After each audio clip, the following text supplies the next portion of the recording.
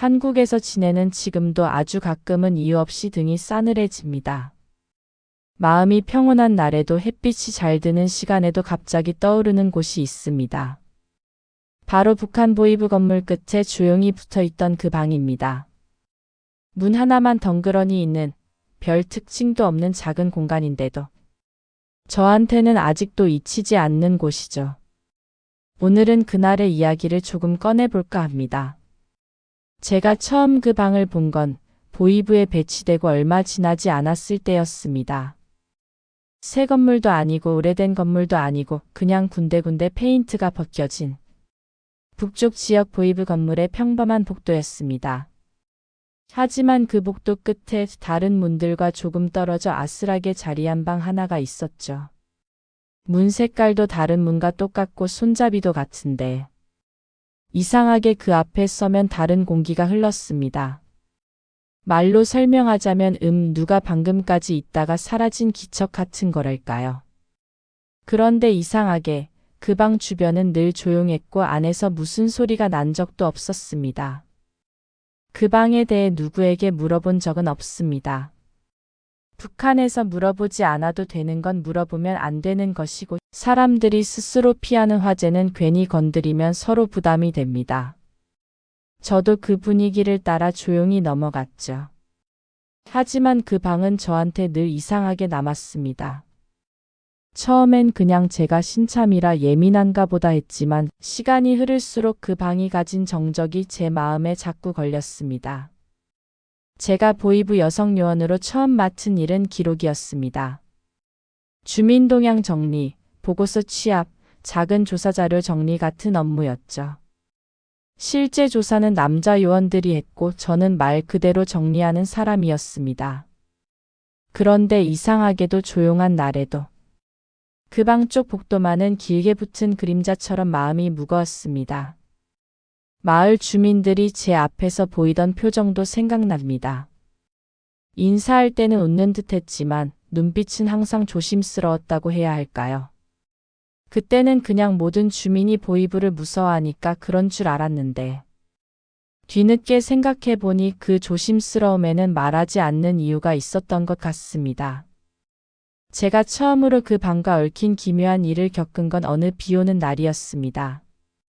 기억이 지금도 또렷합니다. 그날은 문서 담당 요원이 갑자기 몸살로 빠지는 바람에 제가 대신 보고서를 들고 그 방 근처까지 갔습니다.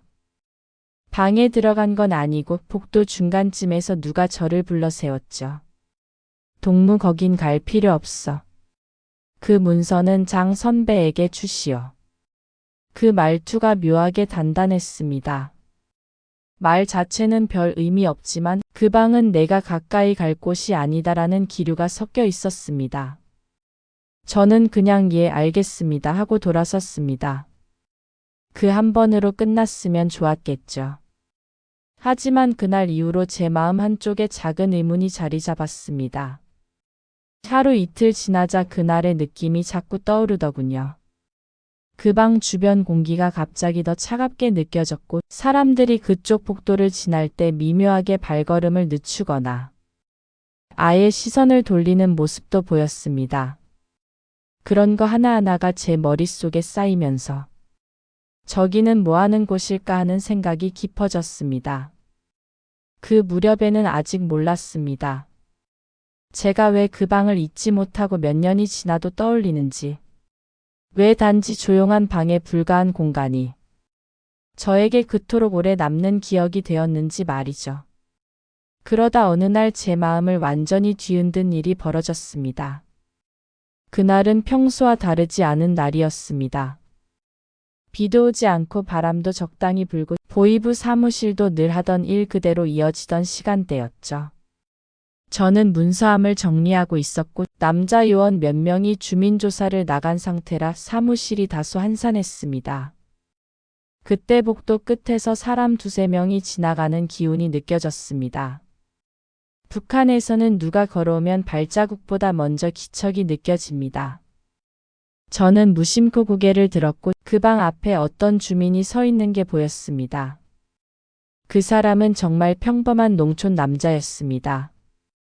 몇 번 마주친 적은 있지만 이름도 잘 모르고 특별히 눈에 띄는 성향도 없는 아주 조용한 주민이었죠. 그런데 그가 그 방 앞에서 멈춰 서 있는 모습은 제 기억 속 어느 장면보다 선명하게 남았습니다. 그가 방으로 들어가고 문이 닫히는 장면. 아무 말도 없었습니다. 끌려가는 것도 아니었고 저항하는 기색도 없었습니다. 그냥 누군가 안내하는 손짓에 자연스럽게 들어갔습니다. 그건 오히려 더 묘했습니다. 억지로 끌려간 사람이 아니라 이미 결론이 정해진 사람을 정리하러 데려가는 느낌이었죠. 그날 그 사람은 다시 복도로 나오지 않았습니다. 저는 정식 보고로는 상부 지시로 이동 처리라고만 들었습니다. 하지만 북한에서 그런 문서는 늘 애매하게 쓰입니다.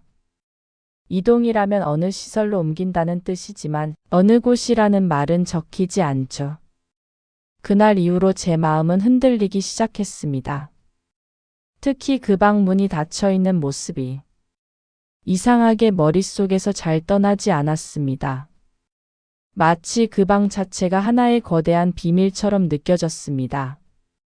문이 단단히 닫혀 있는데도 안쪽에서 어떤 기운이 흘러나오는 것 같았고 그 기운은 설명하기 힘든 불편함을 만들었습니다. 며칠 뒤 상부에서 저를 불러 간단한 지시를 전달했습니다. 최근 조사 문서들이 많으니 분류 작업을 도우라는 내용이었죠. 그냥 업무량이 많아져서 추가로 투입되는 줄만 알았습니다. 그런데 이어진 말이 문제였습니다. 그 방 관련 문서는 너도 다뤄볼 때가 됐다. 그 문장을 듣는 순간 제 심장이 철렁했습니다. 말 자체는 부드러웠습니다. 하지만 저는 이미 그 방의 분위기를 느껴본 사람이었습니다. 그 방에 가까워지는 것은 그 방에 얽힌 사람들의 운명과도 가까워지는 일이었습니다. 저는 그날 저녁 집으로 돌아가는 길에 숨이 턱턱 막히는 느낌을 받았습니다. 쓸만한 미래를 가진 여성 요원이라고 생각했던 제 길이 갑자기 막다른 골목처럼 느껴졌습니다. 그리고 머릿속에 단 한 가지 생각이 반복됐습니다. 저 방에 더 가까이 가면 나도 언젠가 저 방을 나가지 못할 수도 있겠다. 그 깨달음이 제게 가장 큰 충격이었습니다. 포장도 안 된 아주 날 것 그대로의 공포였죠. 누가 시킨 것도 아니고 누가 협박한 것도 아닌데 그 방을 떠올리기만 해도 심장이 조여왔습니다. 그날 밤 저는 거의 잠을 이루지 못했습니다. 자꾸 그 방 앞에서 멈춰 서 있던 주민의 표정이 떠올랐습니다. 그리고 그 이후 조용히 사라진 시간들. 그저 조용히 들어갔다가 조용히 지워지는 사람들. 이상하게도 그 장면들이 제 마음 깊은 곳에서 아주 오래된 두려움처럼 살아 움직였습니다. 그 무렵 저는 깨달았습니다. 이 길을 계속 가다가는 언젠가 나도 그 방과 엮인다. 그 방에 엮이는 순간 나는 내가 아니게 된다. 그리고 여기를 벗어나지 않으면 내 양심도 내 인생도 끝난다. 그때부터 제 안에서는 아주 작은 결심이 자라고 있었습니다. 그리고 그 결심은 제가 몇 년 뒤 실제 탈출을 실행하게 되는 가장 강한 이유가 되었습니다. 지금 돌아보면 그 방은 제 인생에서 많은 것을 바꾼 공간입니다. 문 하나만 있을 뿐인데도 사람을 흔들고 침묵하게 만들고 결심하게 만든 방이었죠. 오늘 시퀀스 1에서는 제가 처음 그 방을 마주했던 순간까지 이야기했습니다. 다음 시퀀스에서 그 방이 제 삶을 어떻게 바꿔갔는지 조금 더 차근히 풀어보겠습니다. 한국에서는 사람들 표정이 편안합니다. 말할 때도 조심스럽지 않고 눈치를 보지 않아도 되고요. 하지만 북한 보위부에서 일하던 시절에는 누군가와 눈이 마주치는 것조차 의미가 있는 행동이었습니다. 사람들이 말을 아끼고 서로를 조심하고 당연한 일도 괜히 둘러보고 나서야 하던 시절. 그 속에서 저는 조금씩 이 체제의 모순을 느끼기 시작했습니다. 보이부 여성요원이라고 해서 특별한 대우를 받은 건 아니었습니다.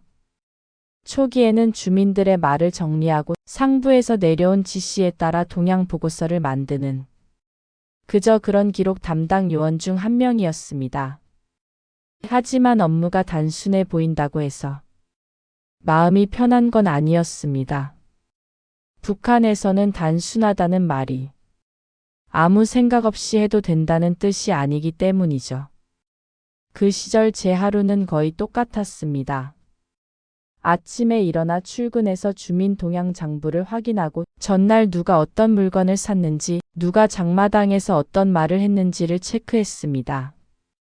이웃이 자기 아들이 중국에 보냈던 사진 이야기를 했다라든가, 서쪽 마을에 누가 라디오를 들은 것 같았다라든가. 지금 생각하면 참 별것 아닌 내용들인데 그 당시에는 아주 중요한 정보처럼 취급됐습니다. 보고서 형식도 정해져 있었습니다. 사람 이름, 직업, 가족관계, 그 사람이 한 말의 분위기, 주변 반응까지. 이걸 꼼꼼히 적어야 했습니다. 상부에서 괜히 왜 이 기색을 빼먹었나라고 말할 수도 있었거든요. 그 말 한마디에 저의 충성심 여부가 흔들릴 수도 있는 곳이 바로 보이부였습니다. 그런 분위기 속에서 주민들 표정이 왜 그렇게 조심스러웠는지 이해하는데 오래 걸리지 않았습니다. 제가 길에서 사람들을 마주칠 때면 누구나 잠깐 말을 멈추거나 시선을 아래로 떨구곤 했습니다. 인사를 해도 입꼬리만 살짝 올릴 뿐. 눈빛은 늘 긴장한 모습이었죠. 저를 요원으로 보는 눈빛이었고 저에게 잘못 보이면 어떤 일이 생길지 이미 알고 있는 눈빛이었습니다.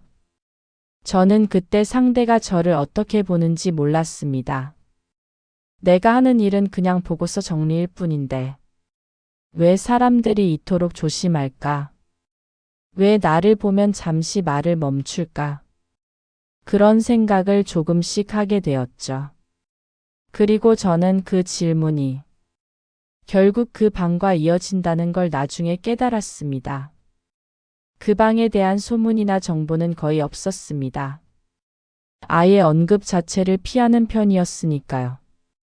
하지만 사람들의 행동을 보면 알 수 있었습니다. 그 방은 문제가 생긴 사람이 들어가는 곳이었고 들어가면 언제 나오는지 누구도 모르는 곳이었습니다. 그 방 이름조차 없는 하지만 모두가 알고 있는 공간이었죠. 그 방의 존재는 보이부 전체에 보이지 않는 줄 하나를 걸어놓는 역할을 했습니다. 너도 잘못하면 저기 갈 수 있다. 이 말을 누구도 하지 않지만 모두가 알고 있었습니다. 어쩔 때는 조사를 나간 남자 요원들이 돌아와서 서로 아무 말도 하지 않은 채 제자리 쪽을 한 번씩 바라보고 지나갔습니다. 저는 그 눈빛을 보며 오늘도 누가 들어갔구나. 묘하게 알 수 있었습니다. 직접 본 것도 아니고 꼭 누가 알려준 것도 아닌데 그 방에는 그런 기운이 있었죠. 그 시절 동료 여성 요원들과도 개인적인 이야기는 거의 하지 않았습니다. 오랫동안 같이 있어도 서로 가족 이야기나 사적인 질문은 절대 하지 않습니다. 북한에서는 친해지는 게 오히려 위험할 때가 많습니다. 말 한마디 잘못 나가면 누가 상부에 전달할지 모르기 때문이죠. 그래서 같은 부서에서 일해도 서로 동무라고만 부르고 오늘 일 많소? 보고서는 어디에 놓을까요? 이 정도의 말만 주고받습니다. 그 안에서 사람이 사람을 믿는다는 건 불가능한 이야기였습니다. 그러던 어느 날 제가 정리하던 장부에서 한 주민의 이름을 보게 됐습니다. 며칠 전 그 방 앞에서 본 그 남자였습니다. 그 이름 옆에 작은 표시가 하나 있었는데 그 표시의 의미를 저는 알고 있었습니다. 이 사람은 앞으로 보고 대상이 아니다. 이 말은 더 이상 우리 부서에서 신경 쓸 필요가 없다는 뜻입니다. 어디로 갔는지 묻지 않아도 됩니다. 묻는 것 자체가 위험이니까요. 그 표시 하나가 제 마음속 문을 하나 끼익 열어젖혔습니다. 이 체제는 사람이 왜 사라지는지 설명하지 않고 사라져도 아무 일 아니라는 듯 조용히 넘깁니다. 그 남자가 어디로 갔는지는 누구도 말하지 않아도 다들 알고 있는 듯한 분위기였고 그저 모두 입을 다물었죠. 저는 그때 처음으로 내가 이 일을 계속하면 언젠가 이런 일들을 아무렇지 않게 넘기게 되는 걸까? 그런 생각을 했습니다. 그런 고민을 할 때면 옆에서 잠깐 서류를 훑어보던 선배가 무심하게 이런 말을 했습니다. 동무보고서는 마음을 비우고 적어야 해요. 왜요? 너무 생각 많이 하면 오래 못 버텨. 그 말이 아직도 기억납니다.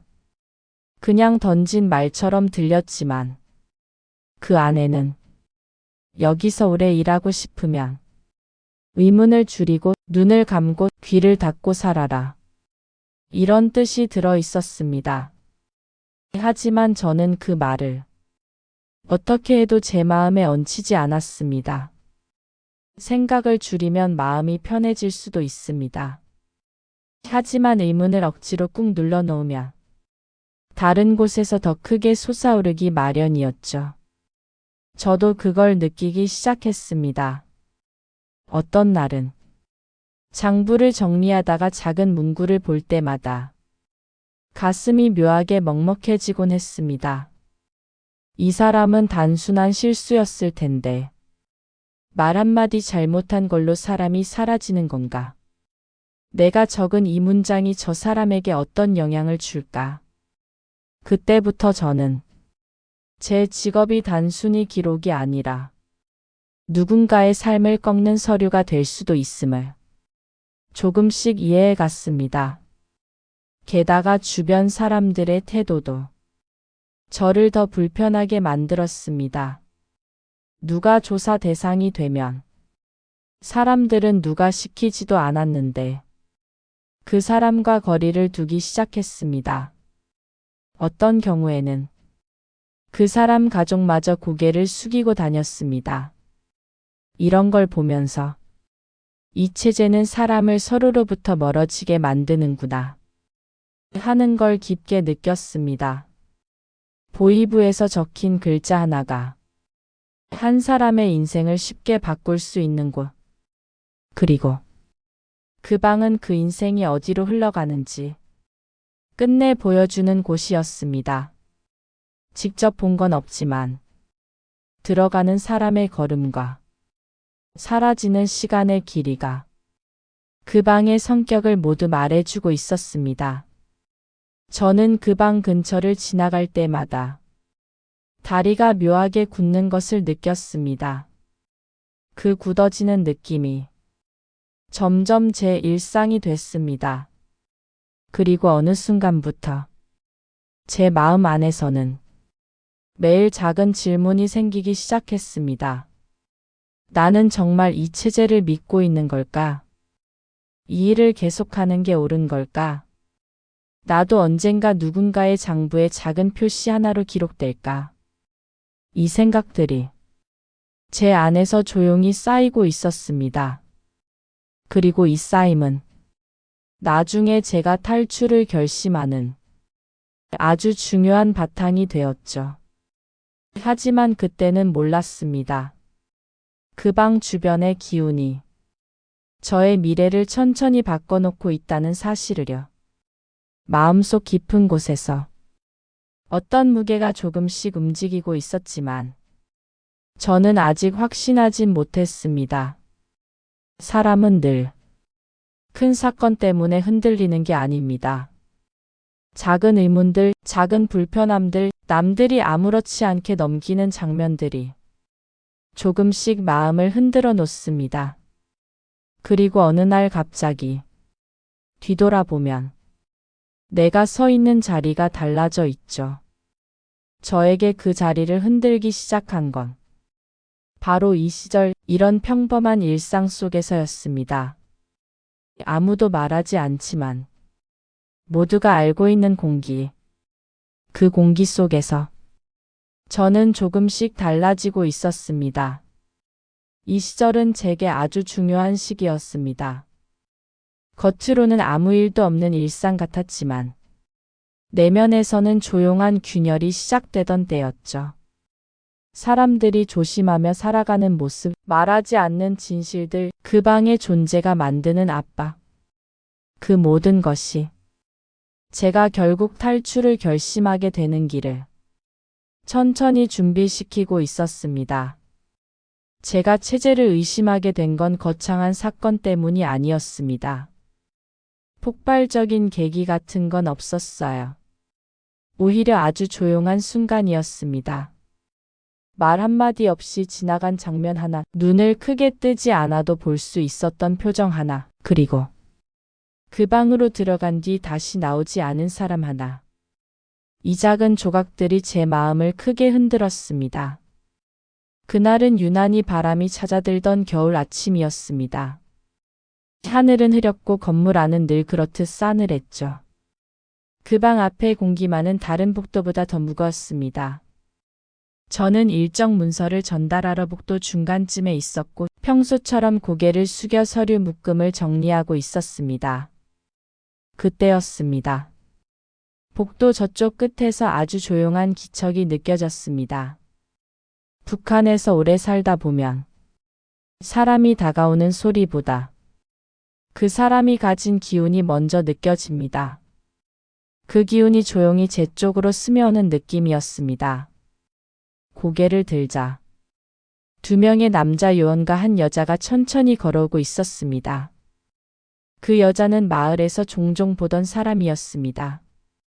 나이는 30 즈음, 성격은 조용하고 말수도 적었습니다. 장마당에서 아주 작은 장사만 하던 사람이었죠. 애 두고 혼자 시장 나온다며 속삭이던 사람. 그런 이미지였는데 그날 그 복도에 나타난 그녀는 제가 알고 있던 모습과 전혀 달랐습니다. 표정을 설명하자면 놀란 얼굴도 아니고 울먹인 흔적도 없었습니다. 그저 아주 천천히 무슨 생각을 정리하는 듯한 표정이었습니다. 동공이 약간 흔들렸지만 애써 평정을 유지하려는 모습이었죠. 저는 그 표정을 지금도 잊지 못합니다. 남자 요원 하나가 말했습니다. 동무 여기 보고 써놓고 가시오.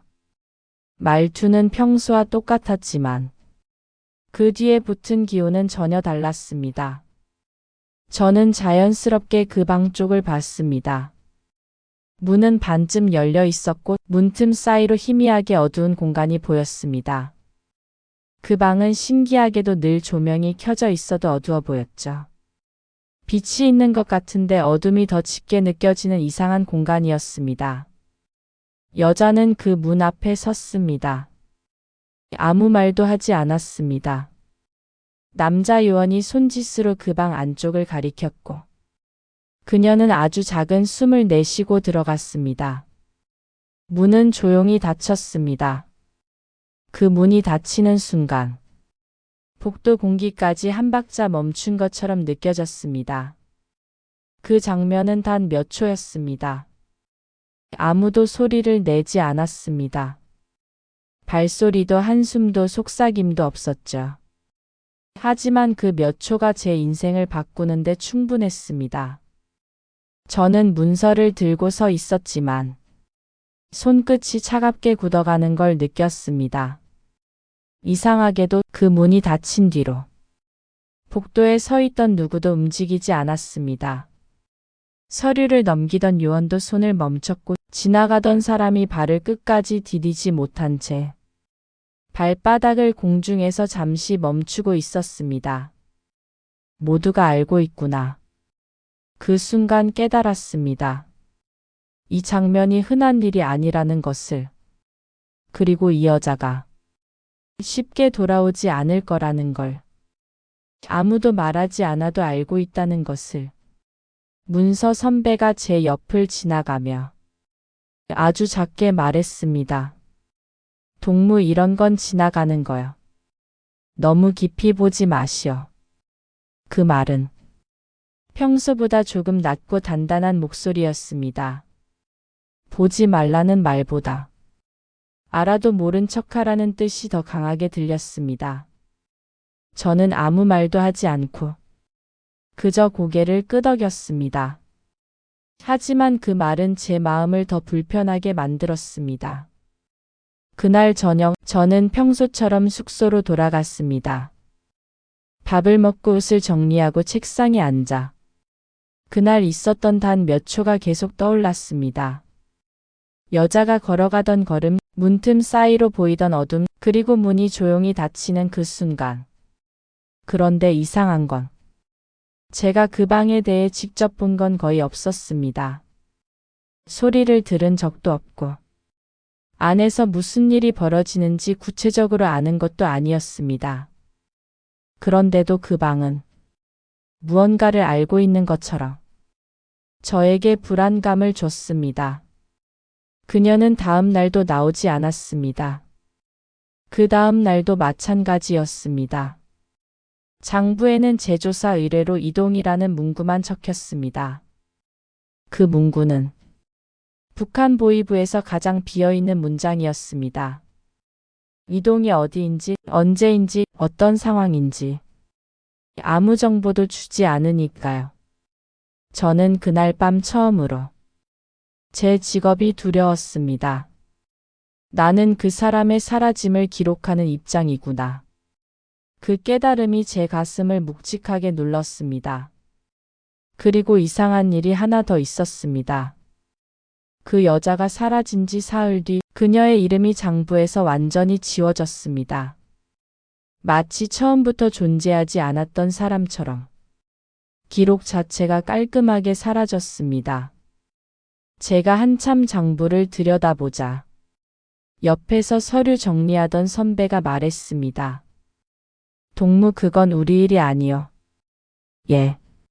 이런 건 알고 있어도 적지 마시오. 무슨 뜻입니까? 기억하면 손해요. 그 말이 저를 가장 크게 흔들었습니다. 기억하면 손해. 이 문장은 북한을 설명하는 가장 정확한 말이었습니다. 그때 저는 깨달았습니다. 그 방이 무서운 이유는 소리를 내지 않기 때문이었습니다. 아무것도 보여주지 않고, 아무것도 말하지 않고, 아무것도 기록되지 않은 일들이 그 방에서 사라진다는 걸 사람들이 이미 알고 있기 때문이었습니다. 그날 이후로 저는 보고서를 적을 때마다 손이 망설여졌습니다. 사람의 한마디, 장마당에서의 일상적인 말, 가족을 걱정하는 흔한 표현들조차 누군가의 인생을 바꿔버릴 수 있다는 사실이 제 손을 떨리게 했습니다. 그리고 어느 순간 제 스스로가 그 방에 가까워질 수도 있다는 막연한 공포가 마음속에 자리했습니다. 그 방의 존재는 저를 감시하는 상부보다 더 큰 그림자였습니다. 언제든 누군가 나를 지워버릴 수도 있다는 느낌. 그 두려움은 제 마음을 아주 천천히 그러나 확실하게 흔들고 있었습니다.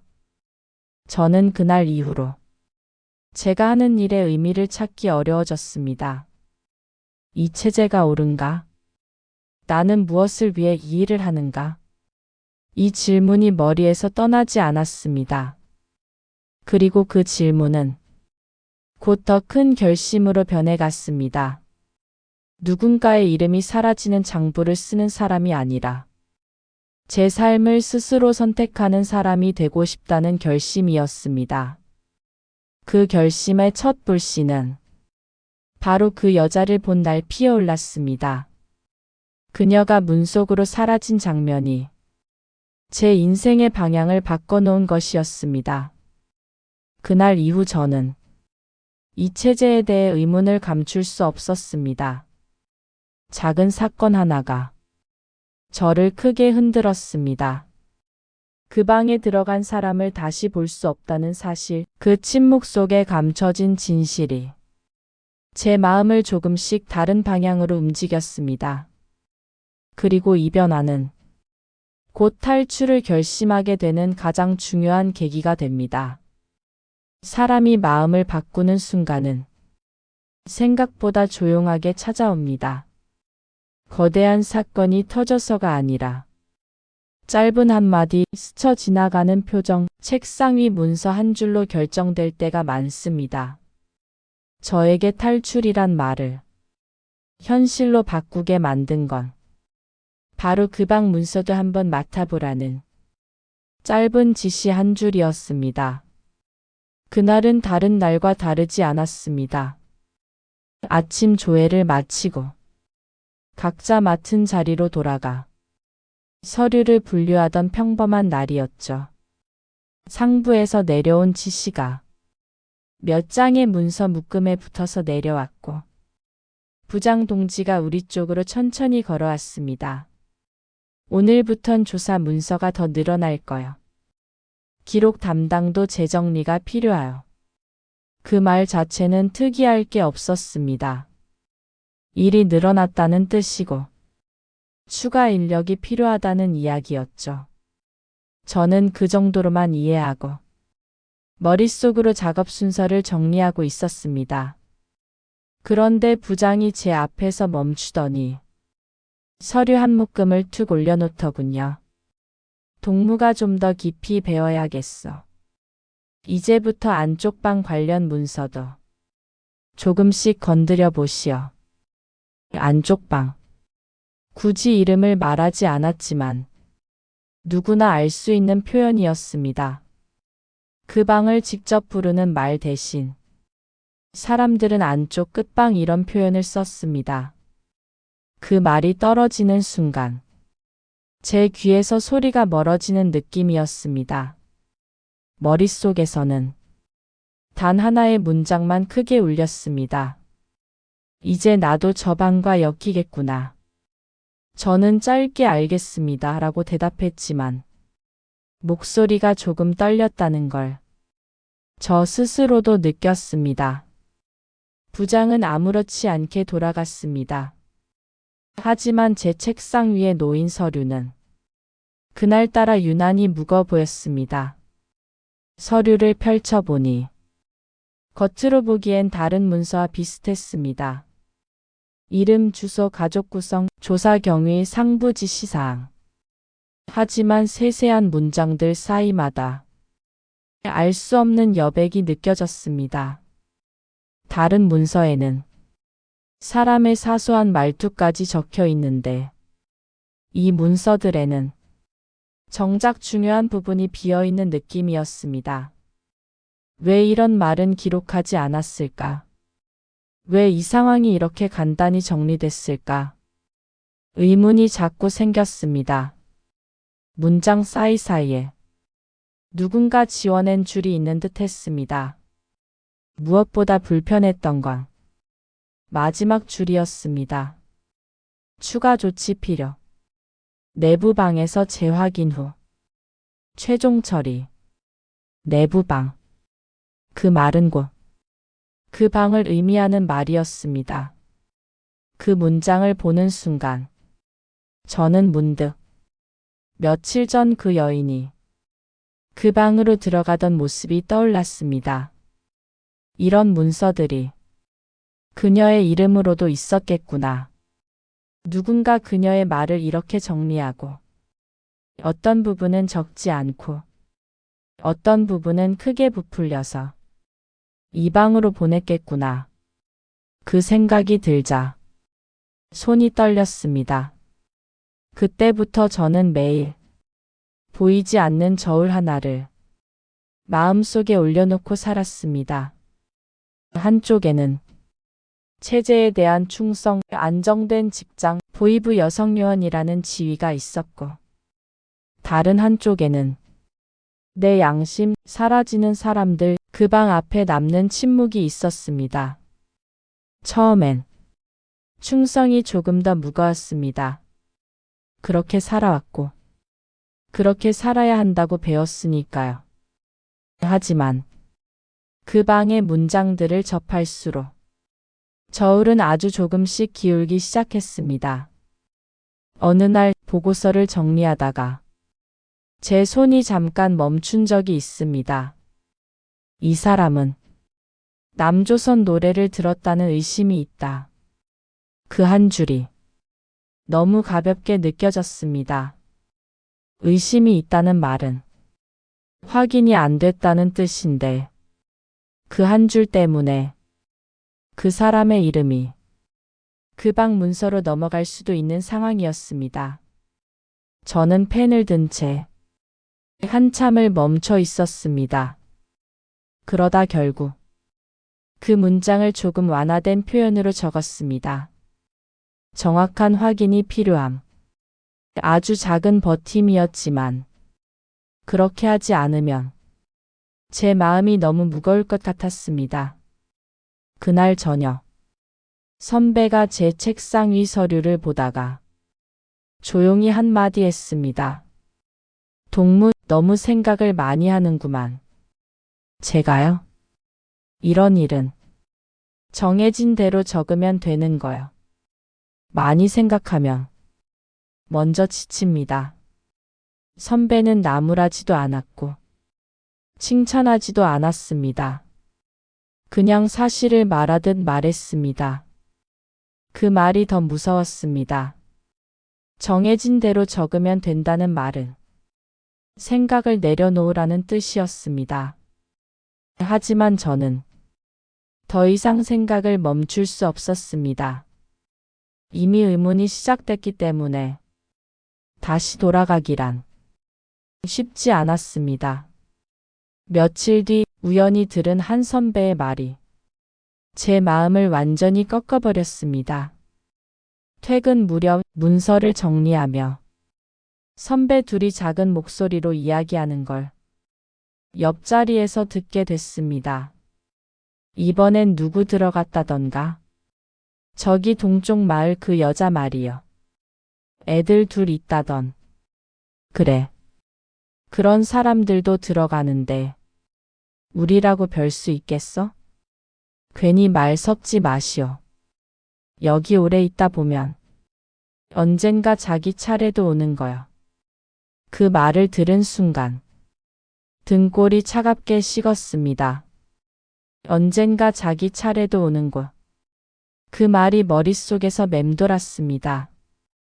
그 방은 문제가 있는 사람이 들어가는 곳이 아니라 체제가 필요로 하는 때 누구든 데려갈 수 있는 곳이라는 뜻이었습니다.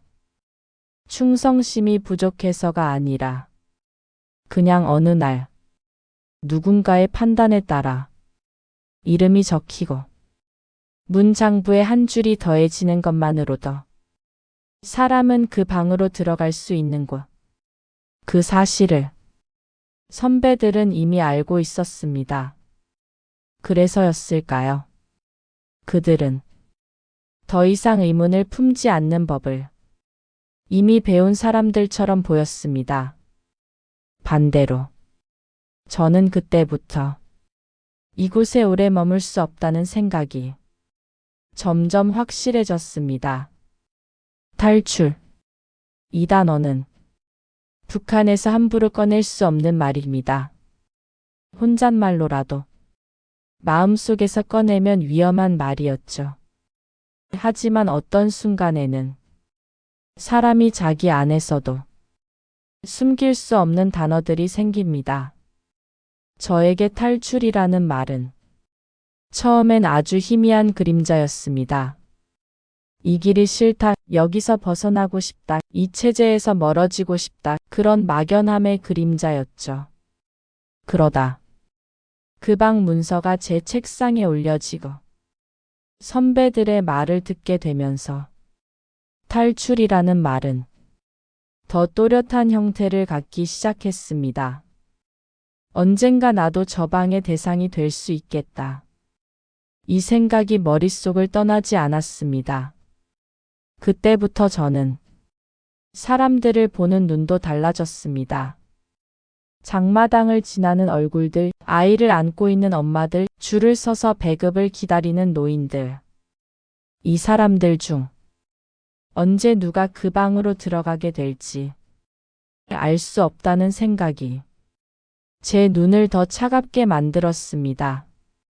그러면서 동시에 제 자신을 향해서도 질문을 던지게 됐습니다. 나는 이 사람들 편인가 아니면 그 방 편인가?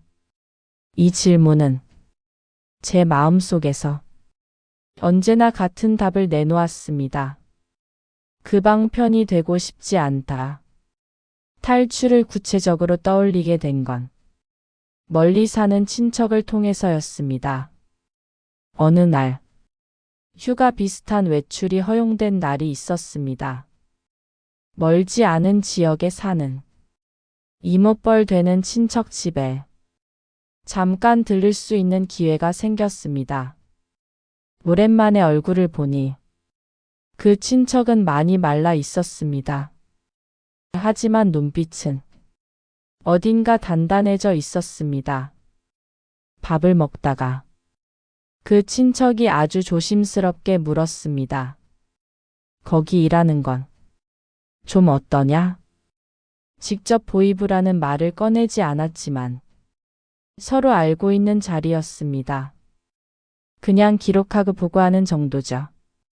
제가 짧게 대답하자 그 친척은 잠시 저를 바라보다가 목소리를 조금 낮추었습니다. 거기 오래 있지는 마라. 사람이 사람 같지 않아지는 자리다. 그 말은 제 안에 숨겨져 있던 감정을 그대로 건드렸습니다. 이모, 여기 말고 다른 데로 간 사람들 이야기 들어본 적 있어요? 제가 그렇게 묻자 이모는 한동안 말을 하지 않았습니다. 창밖을 한번 보고 방 안을 살핀 뒤 조용히 말했습니다. 중국 쪽으로 빠져나간 사람들 얘기 가끔 들린다. 다시 넘어와서 잡힌 사람 얘기는 더 많이 들리고. 어떻게 나가요? 그건 함부로 묻는 거 아니다. 묻는 것도 위험하고 대답하는 것도 위험하다. 이모는 그렇게 말하면서도 제 눈빛을 한 번 더 확인하는 듯 했습니다. 그래도 정 궁금하다면 나중에 내가 연락을 전해줄 수도 있다. 믿을 만한 사람한테. 그 말이 끝나자 제 심장은 크게 한번 떨렸습니다. 탈출이란 말이 머릿속에서만 맴돌던 단어였다면 이 순간부터는 실제로 손을 뻗으면 닿을 수도 있는 현실적인 단어로 바뀌었습니다. 이모와의 대화 이후 저는 더 신중해졌습니다. 섣불리 움직였다간 저뿐 아니라 이모까지 위험해질 수 있었습니다. 그래서 준비는 아주 작은 것부터 시작했습니다. 먼저 불필요한 말 줄이기. 사람들과의 대화를 더 단순하게 만들었습니다. 농담도 줄이고 불평도 줄였습니다. 혹시라도 누군가의 기억 속에 제가 이상하게 남지 않도록 제 자신을 최대한 평범하게 만들었습니다. 둘째는 돈 문제였습니다. 탈출에는 언제나 돈이 필요하다는 걸 저도 알고 있었습니다. 북한에서여도 조금씩 모을 수 있는 돈이 있습니다. 보고서 작성하면서 받는 작은 수당, 장마당 물건을 대신 구해주고 받은 고맙다는 표시, 아껴 쓴 배급 식량 일부를 몰래 판매해서 생긴 돈. 이런 것들을 바로 쓰지 않고 조금씩 따로 모았습니다. 물론 큰 돈은 아니었습니다. 하지만 저는 알고 있었습니다.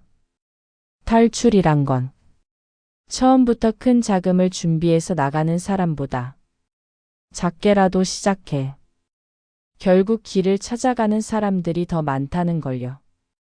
셋째는 머릿속 지도 그리기였습니다.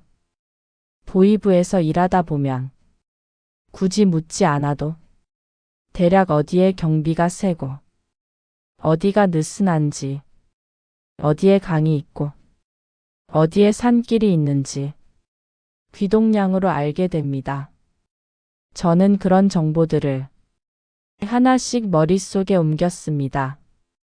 지도는 종이에 그리지 않았습니다. 빼앗길 수 있으니까요. 대신 매일 자기 전에 머릿속으로 그 길을 따라가 보았습니다. 내가 정말 도망간다면 어디를 지나서 어느 마을을 피해가고 어느 시간에 움직일까? 이 상상을 게임처럼 농담처럼 그냥 해보는 척하면서 사실은 아주 진지하게 머릿속을 정리했습니다. 이 준비들은 겉으로 보기엔 아무 변화도 없는 일상이었습니다. 주변 사람들은 아마 눈치채지 못했을 겁니다. 저 역시 일부러 평소보다 더 차분하게 행동했습니다. 그럼에도 불구하고 마음속에서는 어떤 기로에 다가가고 있다는 느낌이 날이 갈수록 강해졌습니다. 그 방 문서를 다루는 손은 여전히 떨렸고 그 방 앞 복도를 지날 때마다 가슴이 조여오는 것은 변하지 않았습니다. 하지만 달라진 게 하나 있었습니다. 예전에는 그 방을 떠올리면 막연한 공포만 느껴졌습니다. 저기 들어가면 끝이다라는 마음뿐이었죠. 그런데 이제는 그 공포 뒤에 다른 생각이 자리했습니다. 저 방을 피하려면 여길 떠나야 한다. 이 단순한 문장이 점점 더 선명해졌습니다. 제가 더 늦기 전에, 제가 완전히 무뎌지기 전에, 제 스스로 결단을 내리지 않으면 언젠가는 누군가의 판단으로 제 삶이 결정될 거라는 사실을 분명히 깨달았습니다. 그때 저는 조용히 마음속으로 말했습니다. 나는 더 늦기 전에 나가야겠다. 그 방 책임자가 되기 전에, 그 방 대상이 되기 전에. 그 말은 누구에게도 들리지 않았지만 제 인생에서 가장 중요한 선언이었습니다. 이렇게 해서 탈출이라는 단어는 제 삶에서 막연한 상상이 아니라 실제 계획이 되기 시작했습니다. 그 방 문서를 맡으라는 짧은 지시, 선배의 무심한 농담, 이모의 조용한 경고. 이 작은 조각들이 모여 저를 결단의 자리로 이끌었습니다. 다음 시퀀스에서는 제가 실제로 그 결심을 행동으로 옮기고 국경 가까이까지 가게 되는 가장 긴장된 순간들을 이야기해 보겠습니다. 탈출을 실행한 그날은 이상할 정도로 조용했습니다. 북한의 겨울은 원래 모든 소리가 무겁고 둔탁한데 그날만큼은 유난히 공기가 눌린 듯 고요했습니다. 아침부터 마음이 불안하게 요동쳤지만 겉으로는 평소와 다르지 않게 행동하려고 노력했습니다. 혹시라도 누가 제 표정 하나를 보고 의심할까봐 일부러 더 천천히 숨을 고르며 움직였습니다. 평소처럼 문들을 닫고 문서 한두 장을 정리하고 선배가 시키는 허드렛일도 아무렇지 않은 척 해냈습니다. 하지만 제 안에서는 이미 오래 준비한 결심이 더 이상 미뤄질 수 없다는 걸 알고 있었죠.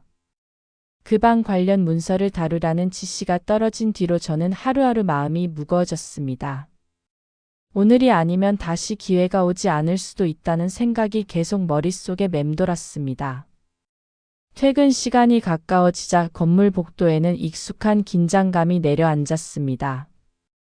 요원들이 하나둘 정리하는 기척이 들렸고 그 사이에 나는 숨소리조차 스스로 조심하게 됐습니다.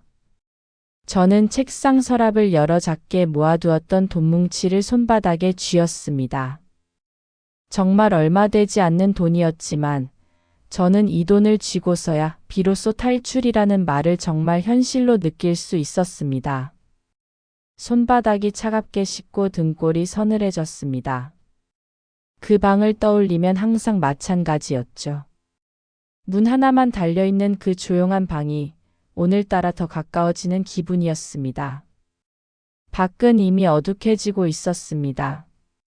퇴근을 마친 요원들이 삼삼오오 건물을 빠져나가는 동안 저는 일부러 뒤쪽으로 돌아 나왔습니다. 건물 뒤편의 창고 근처에는 늘 사람이 없었고 그곳에서 담장을 넘으면 큰 길까지 바로 이어지는 좁은 골목이 있었습니다. 그 골목을 지나면 한참을 걸어야 경비가 느슨한 지역에 도착할 수 있었죠. 저는 담장을 넘기 전에 마지막으로 한 번 뒤를 돌아봤습니다. 그리고 건물 끝에 붙어 있는 그 방의 문이 눈에 들어왔습니다. 문은 항상 닫혀 있었고 오늘 역시 아무렇게나 닫혀 있는 것처럼 보였습니다. 하지만 그 문을 보는 것만으로도 저는 발끝이 저릿해졌습니다. 만약 오늘을 놓치면 저 문 뒤에 제가 언젠가 서 있을지도 모른다는 생각이 스쳤습니다. 그 생각은 제 몸을 떨리게 했고 동시에 앞으로 나아가게 만들었습니다.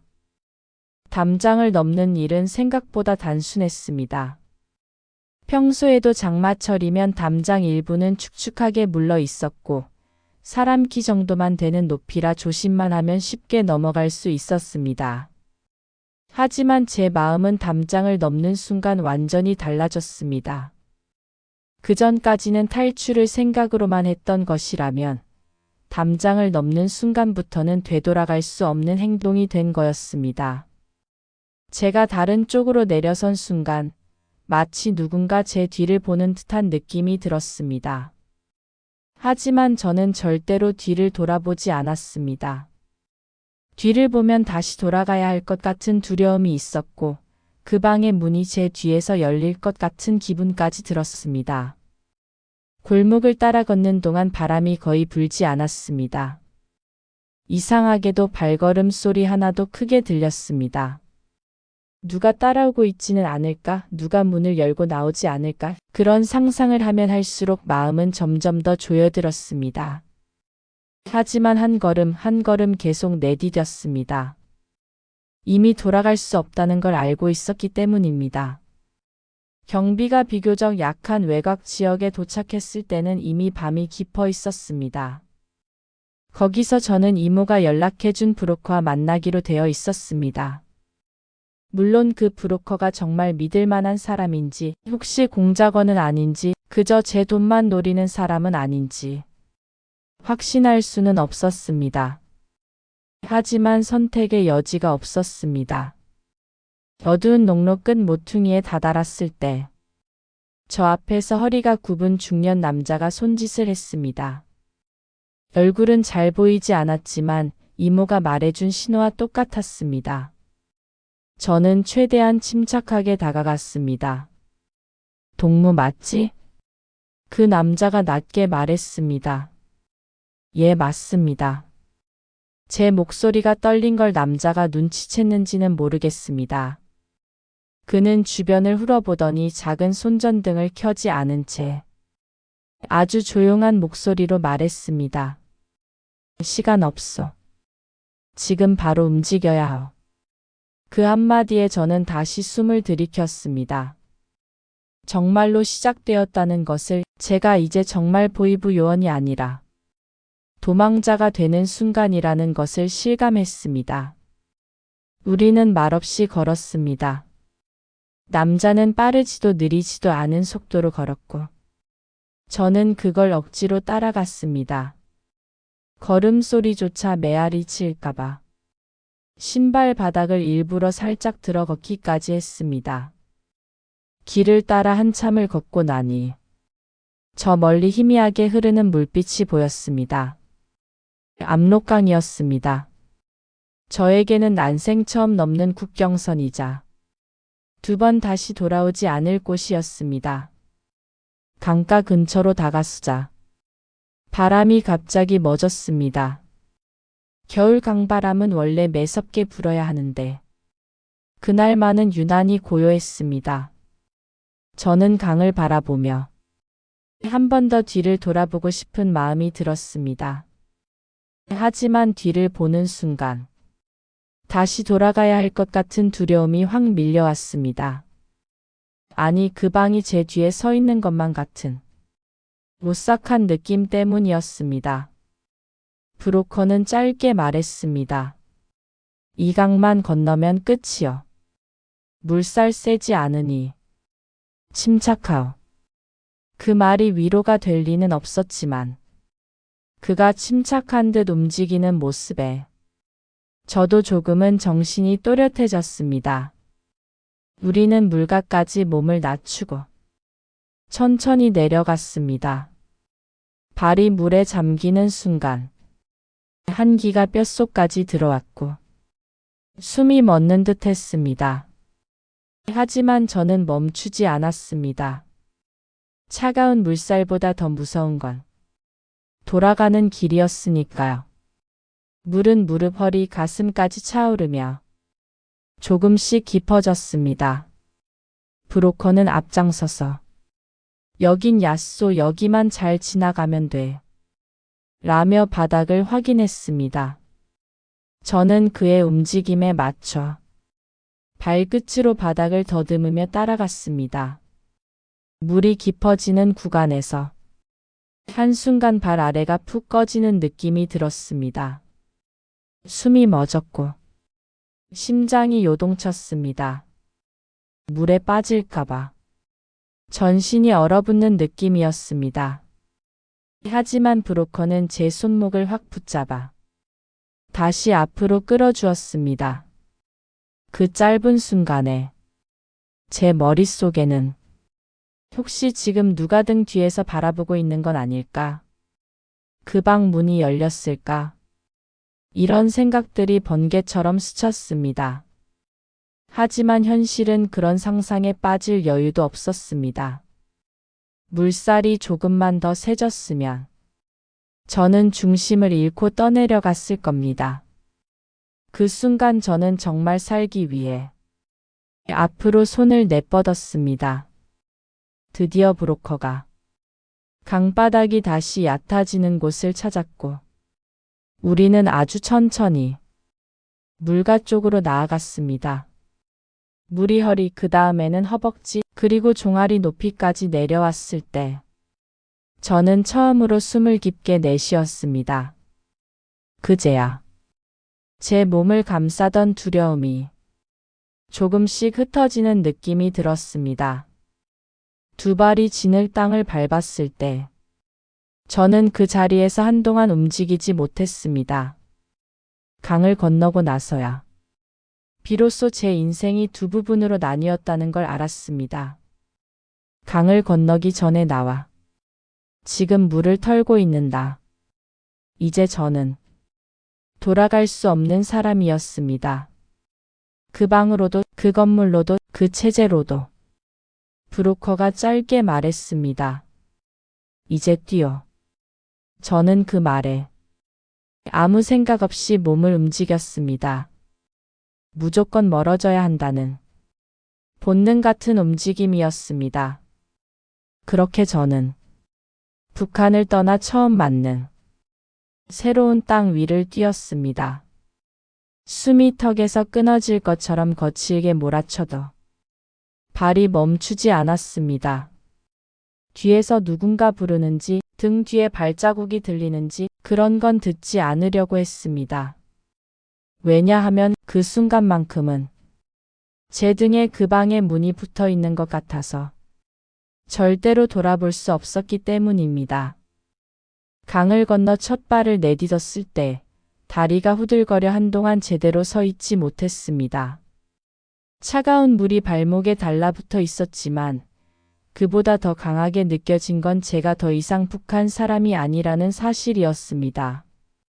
그 순간에도 뒤쪽 강물에서 나는 미세한 물결 소리가 따라오는 것 같았고 저는 혹시라도 누군가가 강가에 서 있는 건 아닌지 계속 신경이 쓰였습니다. 브로커는 숨을 고르지도 않은 채 빨리 갑시다라고 말했고 저는 거의 본능적으로 그의 뒤를 쫓아 걸었습니다. 강을 떠나 조금 걷자 땅이 바뀌는 걸 느낄 수 있었습니다. 흙의 냄새, 나무의 냄새, 바람이 부는 방향까지 전부 낯설었습니다. 이곳은 북한이 아니라 중국이었습니다. 하지만 안전한 느낌보다는 오히려 더 낯설고 더 불안했습니다. 국경 근처라 언제든 공안이 나타날 수 있다는 걸 알고 있었고 북한에서처럼 숨만 잘 쉬면 산다는 단순한 계산도 먹히지 않는 곳이었습니다. 여기서 잡히면 저는 북한으로 다시 끌려가는 것도 모자라 그 방을 다시 스쳐 지나가야 한다는 생각이 머리를 짓눌렀습니다. 브로커는 말을 거의 하지 않았습니다. 제가 조용해서 좋았는지 아니면 말하면 서로 위험하다고 생각했는지 모르겠지만 우리는 몇 시간을 거의 침묵으로 걸었습니다. 달빛만 희미하게 비춘 농지 사이 길을 따라 걷다가 갑자기 그가 손을 올려 제 앞을 막았습니다. 저는 숨을 멈추고 고개를 들었습니다. 멀리서 오토바이 엔진이 꺼졌다 켜지는 듯한 미세한 기운이 들렸습니다. 소리가 아니라 기운이었습니다. 북한에서 익숙했던 사람이 오고 있다는 감각이 이곳에서도 저를 스쳐갔습니다. 브로커가 작은 목소리로 말했습니다. 말하지 말고 고개 숙이요. 저는 그대로 따라했습니다. 바람이 불지 않는데도 나뭇잎들이 잠깐 떨리는 느낌이 들었습니다. 그 떨림이 사람의 움직임 때문인지 제 불안 때문인지 분간되지 않았습니다. 엔진 소리가 가까워지다가 갑자기 멈췄습니다. 저는 등줄기에 차가운 땀이 배어 나오는 걸 느꼈습니다. 그 침묵이 꽤 길게 느껴졌습니다.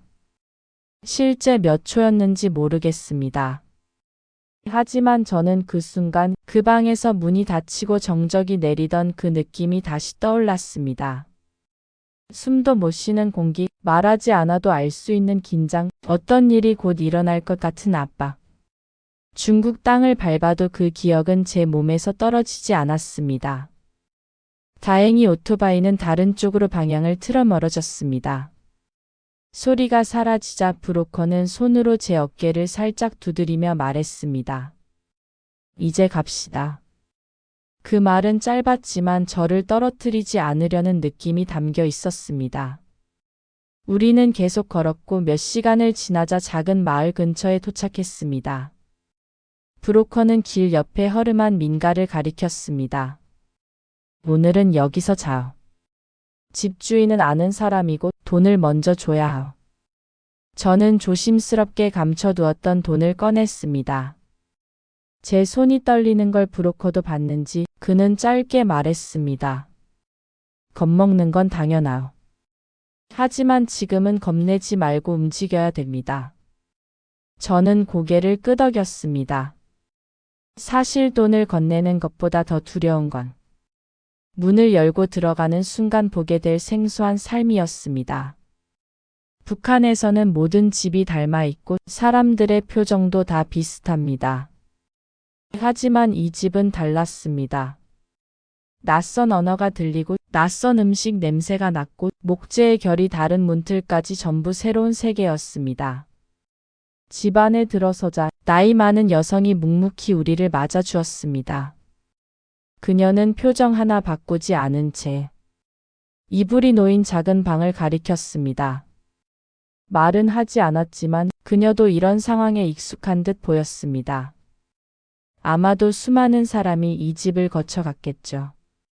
저처럼 떠밀리듯 도망쳐온 사람들, 또 어떤 사람들은 이곳을 지나 다음으로 넘어가지 못한 사람들도 있었을지 모릅니다. 방 안에 들어서자 저는 이불 위에 앉지도 못하고 벽에 등을 붙였습니다.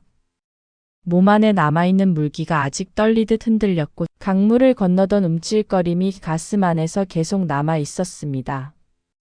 강바닥이 꺼지던 그 순간 제 인생도 함께 꺼질 뻔했단 생각이 계속 떠올랐습니다.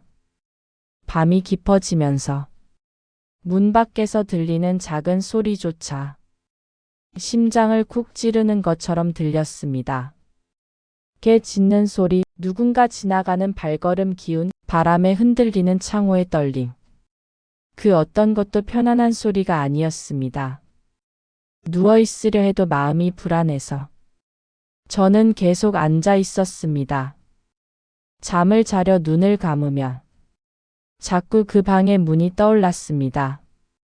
문이 닫히던 그 순간 복도에 흐르던 정적, 사라진 사람의 그림자. 강을 건너왔는데도 마치 그 방의 공기가 제 등을 따라온 것 같았습니다. 다음 날 브로커는 새벽이 채 밝기도 전에 저를 깨웠습니다. 이동해야 하오. 그 말에 저는 벌떡 일어났습니다. 몸은 피곤했지만 머리는 더 맑았습니다. 여기 오래 머물면 위험하다는 걸 저도 알고 있었으니까요. 우리는 다시 이동했습니다. 이번에는 차량을 이용했습니다. 차 안에서 브로커는 절대 창밖을 오래 보지 말라고 했습니다. 보는 것만으로도 의심을 살 수 있다고 했죠. 저는 창문 아래로 고개를 낮추고 두 손을 무릎 위에 가지런히 올린 채 차가 움직이는 방향만 느끼고 있었습니다. 몇 시간을 달려 또 다른 숙소에 도착했습니다. 이곳은 첫 번째 집보다 더 조용했습니다. 아니, 조용하다 못해 마치 시간이 멈춰 있는 것 같은 느낌이 들었습니다. 문을 열고 들어섰을 때 숨조차 쉬기 어려울 만큼 정적이 깔려 있었습니다. 방 안에서 나는 냄새도 따뜻함도 없었습니다. 그저 공기가 가볍지도 무겁지도 않은 이상한 균형을 유지하고 있었습니다. 이 정적이 북한에서 사라진 사람들의 흔적처럼 느껴졌습니다. 밤이 되자 또다시 공안의 움직임 기운이 멀리서 감지됐습니다. 소리를 들은 건 아닌데 그냥 누군가 길을 지나는 느낌, 차량의 그림자가 멀리 스친 듯한 기운, 차가운 공기 속에 스며드는 인적 희처. 저는 본능적으로 숨을 멈추고 귀를 기울였습니다. 이런 밤은 정말 길었습니다. 하지만 이 길고 불편하고 숨막히는 밤이 저를 조금씩 남쪽으로 데려가고 있다는 사실만은 분명했습니다. 브로커는 말했습니다. 동무 여기서 며칠만 버티면 남쪽으로 갈 사람들과 합류할 수 있어. 저는 그 말에 희미한 희망을 느꼈습니다. 하지만 동시에 무서웠습니다. 희망을 가진다는 것 자체가 내가 더 잃을 것이 생긴다는 뜻이기도 했습니다. 제가 그 방을 떠나 나온 건 단지 체제를 버린 것이 아니라 그 방이 제게 주었던 두려움을 이제 더 이상 짊어지지 않기 위해서였습니다. 하지만 탈출 과정에서는 그 방의 공기가 계속 제 뒤에 따라붙는 것 같았습니다. 제가 조금만 실수하면 다시 그 공기 속으로 끌려갈 거라는 느낌이었습니다. 하루하루가 불안했고 무언가 스치는 기운에도 몸이 굳었습니다. 밤마다 잠을 이루지 못해 벽에 기대 앉아 눈을 감고 숨만 고르는 날도 많았습니다. 그러나 그 모든 순간 속에서도 저는 한 가지를 아주 분명하게 느꼈습니다. 이 길을 멈추면 저는 다시 그 방의 그림자 아래 서게 될 뿐이라는 사실. 그리고 저는 두 번 다시 그 공기 속에 갇히고 싶지 않았습니다. 중국에서의 이 시간들은 제 삶에서 가장 조용하지만 가장 치열했던 나날이었습니다.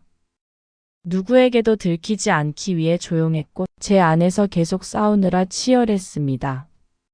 살기 위해 숨을 죽여야 했고 자유를 향해 걸어가면서도 발밑이 꺼지는 느낌을 수없이 겪어야 했습니다. 하지만 저는 그 모든 시간을 견뎌냈습니다. 다음에 있을 희망을 믿어서가 아니라 돌아갈 곳이 없었기 때문입니다. 그리고 이 기나긴 도피 끝에 마침내 새로운 길이 열리기 시작했습니다. 중국에서 숨어 지내던 시간은 길지 않았지만 마음속으로는 몇 해를 산 것처럼 느껴질 만큼 지쳤습니다. 어떤 날은 하루 종일 숨을 들이쉬는 것조차 조심스러웠고 어떤 날은 창밖 기척 하나에도 몸이 먼저 반응해 벽 가까이에 붙어 서곤 했습니다. 그렇게 며칠을 보내고 나니 어느 순간엔 제 안에서 무감각해지는 느낌도 생겼습니다. 이제는 어떤 소리를 들어도 놀라지 않을 것 같다는 마음이었죠. 하지만 어느 날 브로커가 말한 한마디는 그 무감각을 단번에 깨트렸습니다. 동무 이제 남쪽으로 넘어갈 준비를 해야겠어. 그 말이 떨어지는 순간 제 귀 안에서 심장이 뛰는 소리가 울릴 만큼 크게 들렸습니다. 남쪽 한국 어릴 때부터 교양 시간에 배웠던 어수의 땅이라고 배운 그곳. 하지만 그 땅이 제게는 살 수 있는 곳, 숨 쉴 수 있는 곳, 그 방이 없는 곳이라는 의미가 되어 있었습니다. 브로커는 그날 밤 작은 방 한쪽 구석에서 조심스레 말했습니다. 남쪽으로 가려면 이제부터는 더 조심해야 하오. 오늘 밤에만 움직이는 게 아니라 앞으로 며칠 동안 여러 번 이동해야 하오. 중간중간 대기해야 할 때도 있을 것이고. 저는 고개를 천천히 끄덕였습니다. 하지만 마음은 불안과 기대와 두려움이 섞여 묘하게 떨렸습니다. 정말 남쪽에 갈 수 있을까? 중간에 잡히면 어떻게 되지? 이 길은 어디로 이어질까? 그 모든 감정이 몸속에서 돌고 있었지만 돌아가는 선택지는 아예 없었습니다. 돌아가는 순간부터 저를 삼킬 것은 그 방의 기억이었으니까요. 저는 낯선 땅에서 떠도는 삶을 선택했지만 그 방의 문이 다시 눈앞에 나타나는 삶보다는 나았습니다. 우리는 새벽에 이동했습니다. 중국의 새벽은 공기가 더 차갑고 다른 낮보다 훨씬 적막했습니다. 발밑에 작은 돌 하나도 크게 느껴질 정도로 조용했고 그 침묵이 때로는 숨을 막았습니다. 브로커는 앞장서 걷다가 몇 번씩 멈춰 뒤를 돌아보곤 했습니다. 저도 그의 눈빛을 따라 주변을 훑었습니다. 빛이 없는 새벽 들판에는 누가 숨어 있을 것 같다는 느낌이 쉽게 들어 걸음마다 마음이 조여들었습니다. 어느 시점부터는 제가 걷는 것이 아니라 그저 몸이 알아서 움직이고 있는 것 같은 느낌이었습니다. 생존이란 게 참 무서운 게 불안해도 무서워도 몸은 늘 앞으로 한 걸음 내딛게 되어 있더군요. 그렇게 며칠을 이동하다가 우리는 어느 작은 도시의 외곽에 있는 허름한 건물에 도착했습니다. 브로커가 말했습니다. 여기서 조금만 기다리면 남쪽으로 가는 길을 이어주는 사람이 올 거요. 방 안은 비어 있었고 한쪽에 매트리스 비슷한 것이 놓여 있었으며 벽지가 군데군데 벗겨져 있었습니다. 하지만 제게는 이 공간이 숨을 고를 수 있는 최소한의 쉼터였습니다. 얼마나 움직였는지 모를 만큼 피곤했지만 눈을 감는 건 여전히 쉽지 않았습니다. 창문에는 커튼이 없었고 달빛이 희미하게 비쳐 방 안에 긴 그림자가 드리워졌습니다. 그 그림자가 자꾸 사람 형태처럼 보여서 몸을 움츠리며 잠에 들지도 못한 채 새벽까지 앉아 있었습니다. 다음 날 아침 새로운 브로커가 들어왔습니다. 그는 낯선 억양으로 한국말과 중국말을 섞어 사용했습니다. 이제 움직입니다. 대사관까지 가야 합니다. 거기만 들어가면 살 수 있어요. 저는 그 말을 듣고 눈물이 찔끔 날 뻔했습니다. 정말 대사관까지 가는 건지, 정말 거기에 들어갈 수 있는 건지, 정말 저 같은 사람이 받아들여질지. 확신할 수 없었지만 그 말만으로도 제 안에 깊게 박힌 두려움이 조금 흔들리는 느낌이었습니다. 우리는 다시 이동했고 도시 안으로 들어가면서 위험도 더 커졌습니다. 중국 공안은 시내에서 훨씬 더 자주 순찰을 돌았고 사람들이 많은 거리에서는 더 많이 노려보는 눈빛들이 있었습니다. 혹시라도 공안과 눈이 마주칠까봐. 저는 고개를 항상 숙이고 걸었습니다. 브로커는 속삭이듯 말했습니다. 고개 들지 말고 말하지 말고 걸음만 맞추시오. 저는 그의 말대로 아무 말 없이 걸었습니다. 거리에 소음이 들리는데도 귀가 더 예민해지는 느낌이었습니다. 어떤 발걸음이 가까워지는지, 어떤 차량이 멈추는지, 사람들이 어떤 언어로 말하는지 그 모든 게 제 안에서 경보처럼 울렸습니다. 그러다 어느 순간 브로커가 갑자기 제 손목을 잡고 골목으로 끌어당겼습니다. 저는 숨을 들이켰고 그 자리에서 얼어붙었습니다. 바로 앞도로에서 공안차가 천천히 지나갔습니다. 차량 외부의 붉은 빛이 골목벽을 스치고 지나가면서 숨이 턱 막혔습니다. 차량이 지나가고도 한참 동안 제 발끝은 떨리고 있었습니다. 브로커는 아주 작은 목소리로 말했습니다. 동무 조금만 더 참소. 그제야 저는 고개를 끄덕일 수 있었습니다. 며칠이 더 지나고 우리는 드디어 한국 대사관 근처에 도착했습니다. 그곳은 단순한 건물이 아니라 저 같은 사람에게는 살아갈 수 있는 땅으로 가는 마지막 문이었습니다. 대사관 앞에 도착했을 때 브로커가 말했습니다. 문만 열면 끝이요. 그 말이 얼마나 단순하면서도 얼마나 절절한 의미였는지 그때 저는 온몸으로 느꼈습니다. 대사관 문을 두드리기 직전 저는 손을 제대로 들지 못했습니다. 손끝이 떨려 문을 두드리는데도 몇 번의 숨고르기가 필요했습니다. 그동안 제가 도망 다니며 견뎌온 시간들, 강을 건너던 순간 그 방의 정적, 모든 기억이 한꺼번에 저를 덮쳐왔습니다. 이 문을 두드려도 괜찮을까?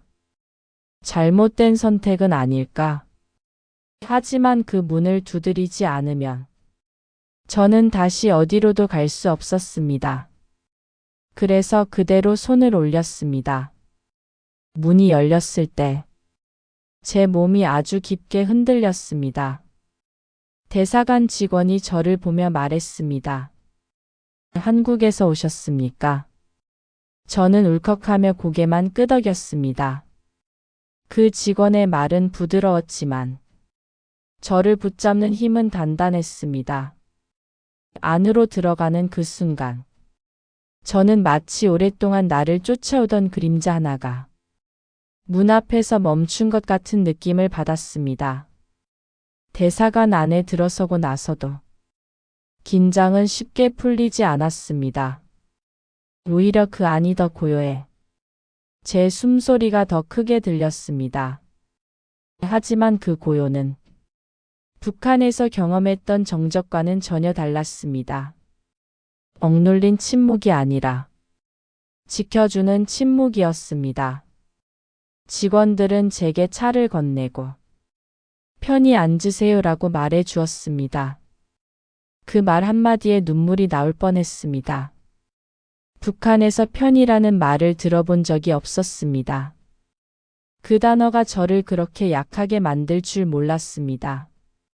며칠 뒤 보호 절차가 진행되고 한국행 비행기를 탈 수 있다는 말을 들었을 때 저는 몇 초 동안 아무 말도 하지 못했습니다. 비행기란 단어조차 꿈처럼 느껴졌습니다. 드디어 비행기를 타는 날, 탑승 게이트에 서 있는 제 손은 계속 떨리고 있었습니다. 비행기 문 앞에서 직원이 제게 미소를 지으며 말했습니다. 곧 한국 도착합니다. 그 말이 어떤 장소보다 따뜻했습니다. 비행기가 하늘을 떠나는 순간 창문 너머로 보이는 구름이 마치 다른 세상을 연결해주는 길처럼 보였습니다.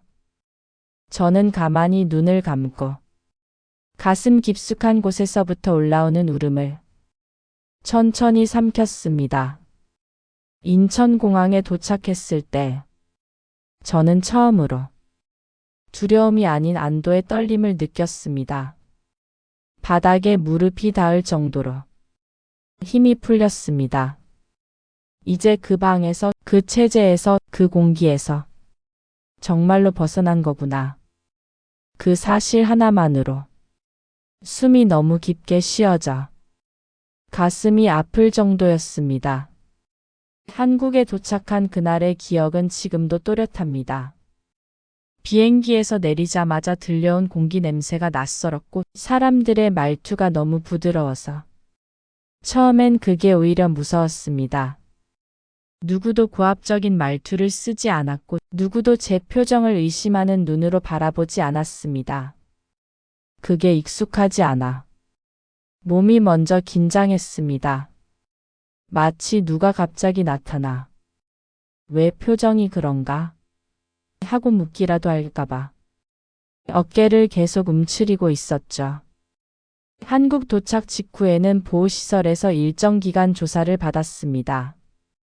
그 과정은 체포나 조사라기보다는 제가 살아온 시간을 하나씩 정리해주는 시간이었습니다. 그러나 보이부 출신이라는 이유로 저는 좀 더 많은 질문을 받았습니다. 그 질문들 중 가장 받기 어려웠던 건 역시 그 방과 관련된 것이었습니다.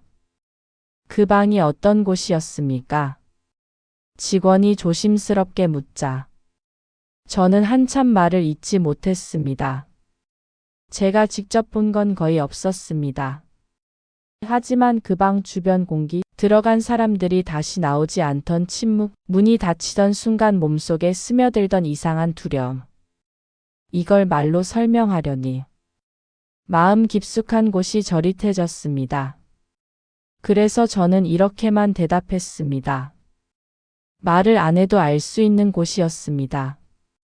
직원은 더 묻지 않았습니다. 그 한 문장만으로도 많은 걸 이해한 듯한 표정이었습니다.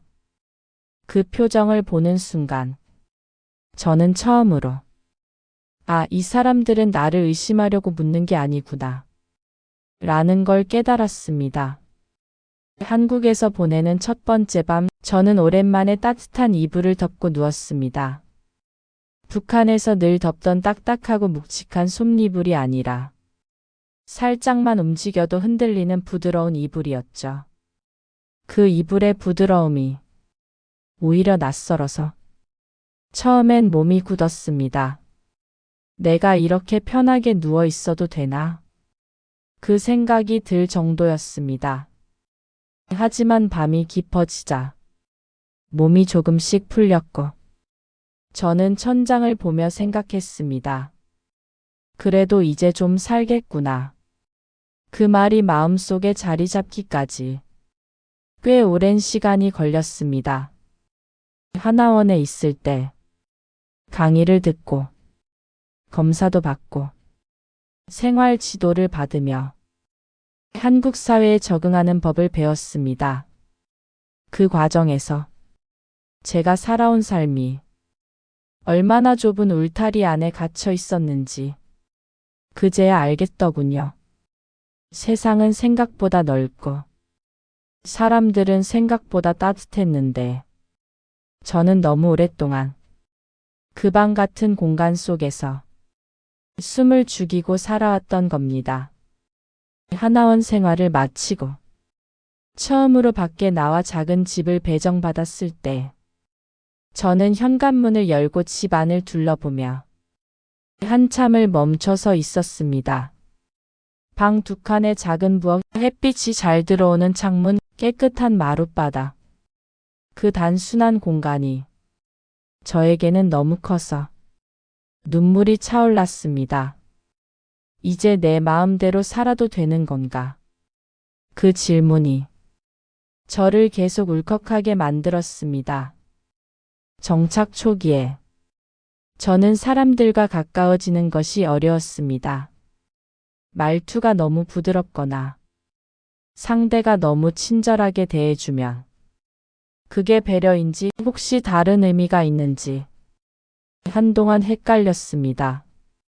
북한에서는 사람이 갑자기 다정하면 뒤에서 뭔가 준비하는 경우가 많았거든요. 그래서 누군가 힘들면 말씀하세요 라고 말해주면 저는 그 말이 무섭기까지 했습니다. 진짜로 도와주고 싶어서 하는 말인지 혹은 무슨 의도로 하는 말인지 경계하게 됐습니다. 그러다 시간이 흐르면서 조금씩 마음을 놓는 법을 배웠습니다. 사람들이 웃는 게 진짜 웃음이라는 걸 알게 됐고 상대의 친절이 부담을 만드는 게 아니라 그저 따뜻함의 표현이라는 것도 알게 됐습니다. 정착 1년 차에는 작은 식당에서 아르바이트를 하기 시작했습니다. 손님들이 뭐라도 물어보면 처음엔 목소리가 떨려 대답도 잘 못했지만 사장님이 천천히 웃으며 말해줬습니다. 괜찮아요. 틀려도 되니까 편하게 말해요. 그 말을 여러 번 듣다 보니 조금씩 마음이 풀렸습니다. 이곳에서는 틀려도 누가 크게 혼내지 않는다는 걸 그제야 배웠습니다. 정착 5년쯤 지났을 때는 어느 정도 여유가 생겨 자기 집을 스스로 꾸밀 수 있었습니다. 벽에 작은 액자를 걸고 따뜻한 스탠드를 사서 방 한쪽에 놓았죠. 밤에 스탠드를 켜면 노란 빛이 방 안 전체를 부드럽게 덮었습니다. 그 빛을 보면 왠지 모르게 마음이 따뜻해졌습니다. 그 즈음에는 처음으로 웃으면서 제 이야기를 할 수 있는 날이 찾아왔습니다. 사람들 앞에서 북한에서 살았던 삶, 그 방 주변의 공기, 탈출 과정에서의 두려움, 한국에 와서 느낀 변화들을 천천히 풀어낼 수 있었습니다. 하지만 어떤 이야기든 마지막에 한 구석에는 그 방의 그림자가 남아 있었습니다. 누군가 그 방은 어떤 곳이었나요? 하고 조심스럽게 묻는 날이며 저는 잠시 침묵했습니다. 그리고 이렇게 대답했습니다. 지금도 정확히 말할 순 없어요. 하지만 그 방 앞 공기는 한번 느끼면 잊을 수가 없습니다. 그 말만 하며 사람들은 더 묻지 않았습니다. 그리고 저는 그 침묵 속에서 내가 얼마나 멀리 왔는지 새삼 느끼곤 했습니다. 정착 10년이 된 지금 저는 작은 일을 하고 있지만 꾸준하게 제 일상을 쌓아가고 있습니다. 매일 아침 출근 준비를 하며 커피를 내리고 창문을 열어 바람을 맞으며 스스로에게 말하곤 합니다. 괜찮다. 이제 괜찮다. 진짜 그렇게 느껴질 때가 이제는 조금씩 많아졌습니다. 물론 가끔 조용한 방에 홀로 앉아 있으면 그 방의 문 앞에서 느꼈던 차갑고 무거운 공기가 아주 희미하게 떠오르곤 합니다. 그건 제 삶 일부였고 지워지지 않는 기억이지만 이제는 그 기억이 저를 흔들지는 않습니다. 저는 이제 그 방과 아무 상관없이 살고 있고 그 방이 제 앞길을 결정할 수 있는 위험한 자리가 아니라는 사실이 저를 더 단단하게 만들어줍니다. 제가 지나온 길을 떠올리면 한 가지 생각이 듭니다. 그래도 살아있구나. 이 자리에 이렇게 서 있구나. 그 사실 하나로 오늘을 버틸 수 있습니다. 그리고 이렇게 제 이야기를 누군가에게 들려줄 수 있다는 것 자체가 제 삶의 가장 큰 변화입니다. 한국에서 살아보니 알았습니다. 삶은 조용해도 괜찮고 말하지 않아도 웃을 수 있고 누구도 나를 의심하지 않는 공간이 정말 사람을 살게 만든다는 걸. 지금 저는 괜찮습니다. 하지만 가끔은 그 방의 문 앞을 떠오르게 하는 순간들이 있습니다. 그때마다 저는 제 가슴에 손을 얹고 천천히 숨을 내쉽니다. 그래도 지금은 자유다. 그 말 한마디로 제 하루가 조금 더 가벼워집니다. 그리고 이제는 그 방의 기억을 두려움이 아니라 제가 여기까지 살아온 길의 증거로 조용히 받아들이고 있습니다. 이렇게 제 이야기는 끝납니다. 그 방의 문이 닫히던 날부터 한국의 햇빛에 반짝이는 창문을 열기까지 길고도 조용한 여정을 이제는 마음 편히 바라볼 수 있습니다.